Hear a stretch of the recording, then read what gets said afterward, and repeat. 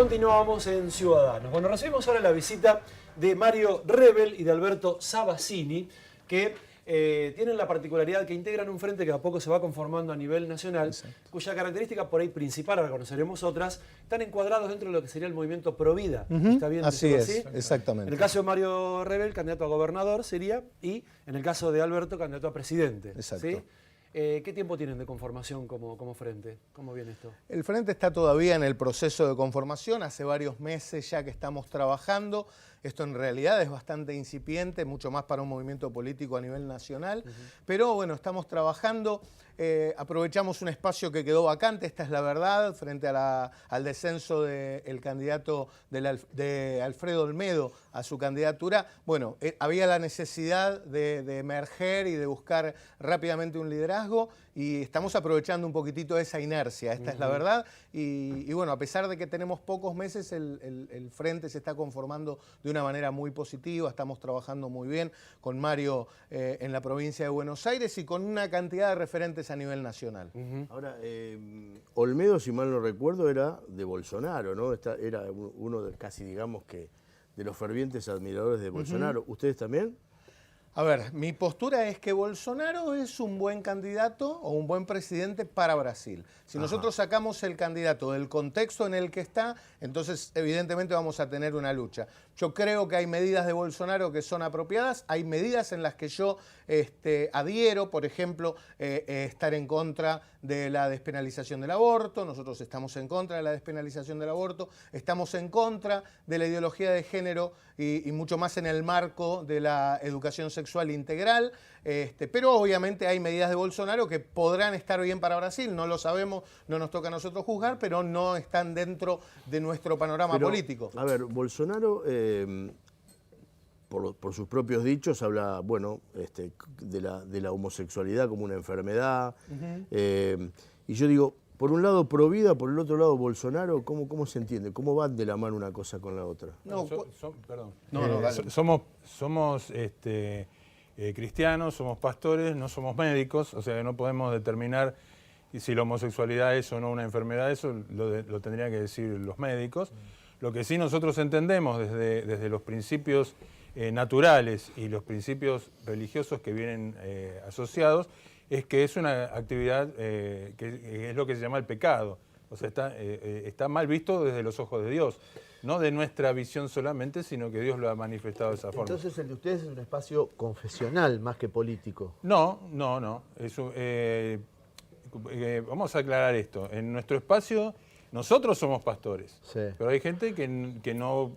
pero integran un frente donde hay... Claro, está bien. Hay, no, porque el otro gente día de la Iglesia el otro Católica. día estuvo en La Plata la exdiputada Houghton, Cynthia Houghton, que fue diputada por López Murphy. Exacto. Fue la primera mujer evangelista o evangélica que entró al Congreso Nacional. Y bueno, vinieron a un acto, me contaron a hablar con el candidato, lo que sería el candidato intendente de La Plata, es un abogado Di Paolo, ¿puede ser?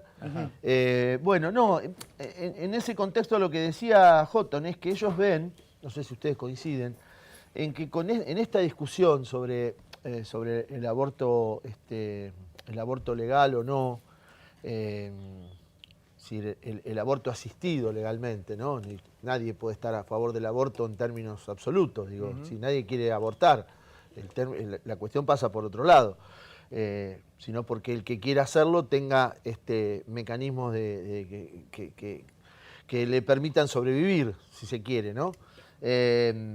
Bueno, ella decía que los partidos políticos tradicionales no le han dado respuesta a la gente que piensa, por ejemplo, que está en contra del aborto. Sí. ¿Ustedes lo sienten así?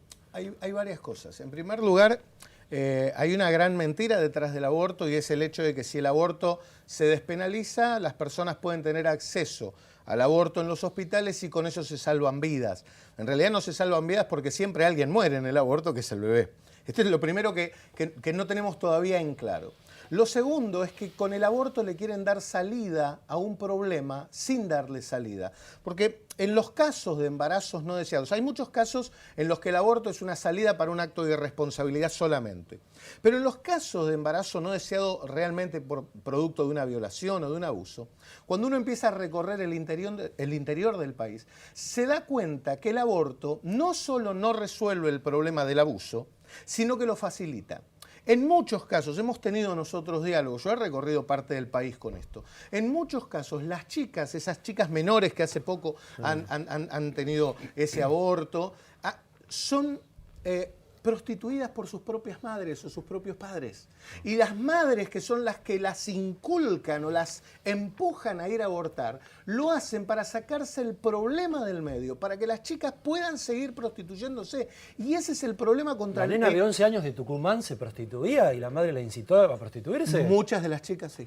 No puede decir eso. Sí. Muchas de las chicas sí. Lamentablemente. ¿De 11 años? Esta es una. Sí, de 11, de 12 y de 13 años. El interior. Nosotros no tenemos idea de la realidad de lo que se vive en el interior del país. Hay muchos casos, no puedo hablar de ese puntualmente, de ese caso, pero hay casos en San Luis, hay casos en Chaco, hay casos en Salta, hay casos en Entre Ríos. ¿Sí? El caso de Entre Ríos de la nena que no abortó, que en realidad parió y dejaron morir al bebé dentro de la chata hospitalaria.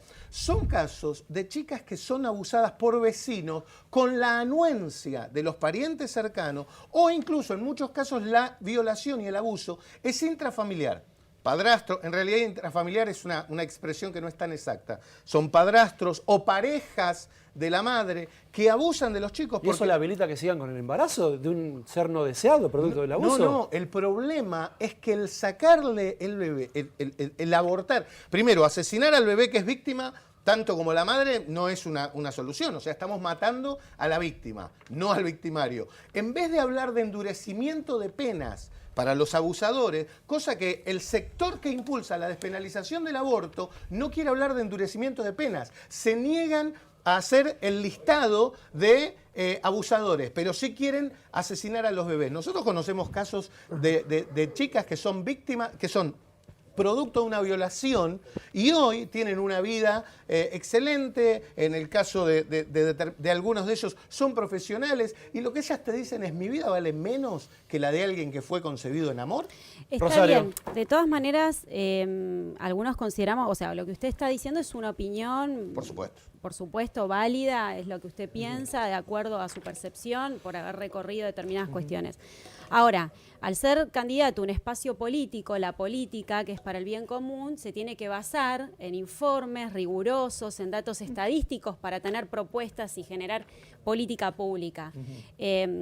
Yo creo que lo que usted está diciendo es una percepción y no es la realidad completamente, porque además en el sector que está trabajando y que está pidiendo un aborto legal, pide, o sea, la campaña nacional por el aborto es, lo que piden es anticonceptivos, también se está reclamando la ESI, que es educación sexual, digo, para evitar, puede haber casos de embarazos no deseados por violación, pero no son la mayoría. ¿Sí? Estaríamos cerrándole al diagnóstico. Entonces, hay muchísimos otros casos que son tal vez por falta de métodos anticonceptivos seguros, tal vez por falta de educación sexual. Entonces, la campaña por el derecho al aborto, y está en todas sus publicaciones, lo que pide en principio es eso. Y después, lo que se está intentando es legislar sobre el aborto no punible, que tiene que ver no con el bebé, digamos, que usted está refiriéndose. Y de hecho, ya es posible, porque tiene que ver con los casos de violación, y ya hay fallos a favor, que hasta las 12 semanas,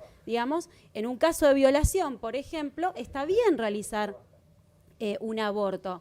Lo que ocurre es que esto no está habilitado para el resto de los casos, que es lo que se reclama, que deja fuera y realmente se mueren, porque acá no salvamos a nadie, los abortos se siguen produciendo y no se salva ni a ese bebé, ni se salva a esa mujer. ¿Cuántas chicas murieron? ¿Está bien? Por eso? No, bueno, en el año pasado. La pregunta porque es, lo quieren quiero poner. hacer una pregunta, que es, realmente, ¿en qué estadística ustedes se basan? Si tienen informes realmente, y después, ¿a qué se refiere con ideología de género? Bien. En cuanto a los números, es muy simple. Están hablando y están haciendo un gran debate con las chicas o las mujeres que mueren por el aborto, y en realidad murieron 19 personas el año pasado por aborto. Bueno, o sea, no hay esa estadística cifra, oficial. Sí, es estadística real. No, bueno, pero 19, no está, las la muertes se mayoría son registran, clandestinos. Pero las muertes, aunque sean clandestinas, no siempre se registran por ese motivo. Se registran. Las muertes Bueno. hay que registrarlas. Hay muchos más casos de muerte por cáncer de útero, por desnutrición y por un montón de otros casos que por aborto. Con esto no quiero justificar la muerte, nadie tiene que morir. Claro, porque nadie en tiene que condiciones morir. seguras, digamos, eso no ocurriría, ni 19 ni 4. Claro, pero en condiciones seguras mueren igual. Hace poco tuvimos el caso de una chica que fue al hospital sin la anuencia de la madre, le hicieron el protocolo y murió. O sea, el aborto mata porque es una práctica que mata. Pero, le pregunto, los partidos políticos, como decía esta ex legisladora, ¿contienen el pensamiento de lo que ustedes denominan el sector de Provida? ¿Lo contienen? Seguramente. Pero ella dice que no. No, los partidos políticos que nosotros conocemos hasta hoy Los en día, tradicionales, no digamos, están, los mayoritarios. No están. Los dos que fueron al balotaje. Todos los que hemos estado en alguna fuerza política trabajando, hemos tenido que salir de esa fuerza justamente porque no hay acuerdo en cuanto a este tema. Algo que decía la señorita, y es algo que tenemos que entender, que un fallo judicial no es una ley. Los fallos judiciales son tan capaces de errar como cualquier otra cosa. Nosotros tenemos una ley nacional que dice que la vida se produce en el momento de la concepción. Está en el registro de la justicia civil. Entonces, si nosotros leemos esto y leemos nuestra Constitución Nacional y los tratados internacionales que hemos firmado y que son parte de nuestra Constitución, allí dice claramente que la vida, el ser humano se considera ser humano desde el momento de la concepción y hasta la muerte natural. Por lo tanto, eso es lo que nosotros sostenemos y defendemos. Y cuando hablamos de datos concretos y correctos, porque si hay una institución que tiene relación con la gente de mayor necesidad de nuestro país, es la Iglesia. No solo la Iglesia evangélica, también la Iglesia católica. Y nosotros vemos estas cuestiones de primera mano, no es que nos cuentan.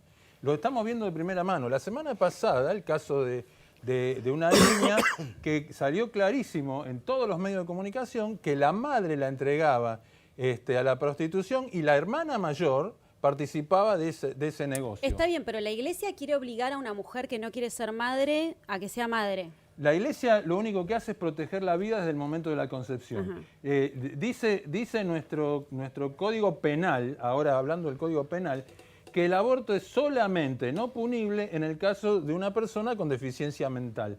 Esa es la ley que tomó el fallo famoso de la Corte y que lo cambió a un embarazo no deseado. No es un embarazo no deseado. Siempre hubo la posibilidad del embarazo si hubo relaciones sexuales.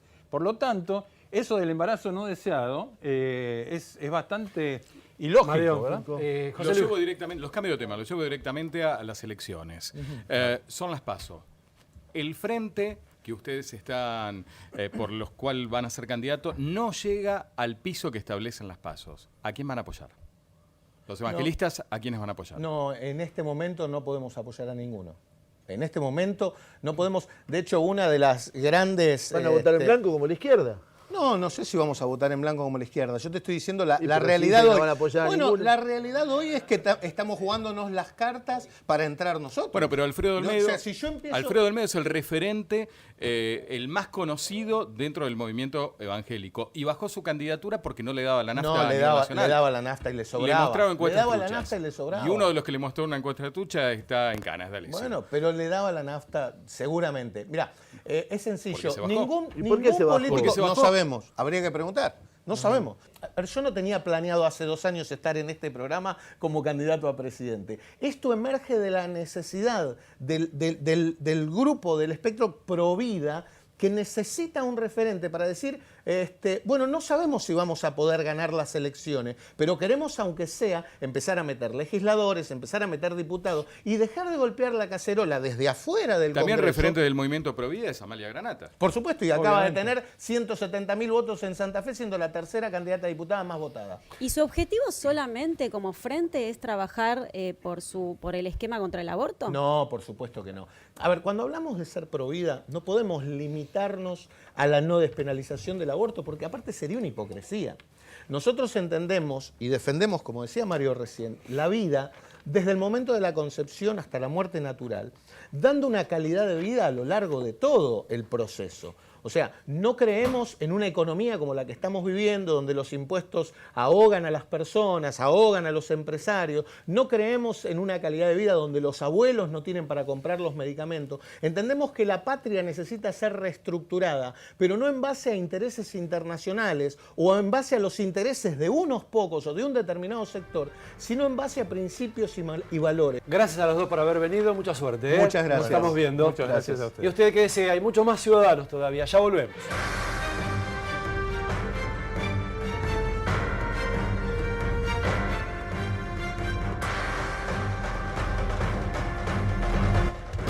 Rapicuotas, el préstamo más rápido del mundo. Rapicuotas, ven y firma si te vas. En mayo, llévate 1.000 pesos de regalo, sacando 10.000 pesos o más. Y si sacás menos, te llevas el 10% de regalo. Rapicuotas. Ven y firma si te vas.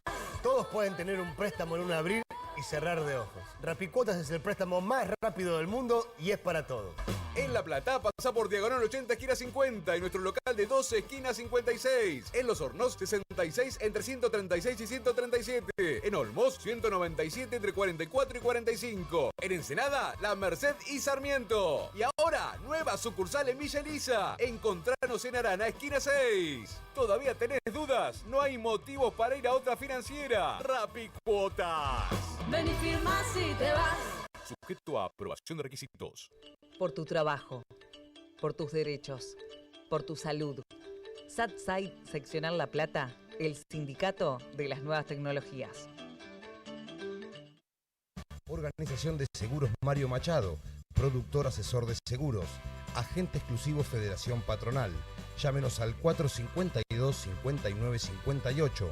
En Facebook, productor asesores de seguros, Organización Mario Machado.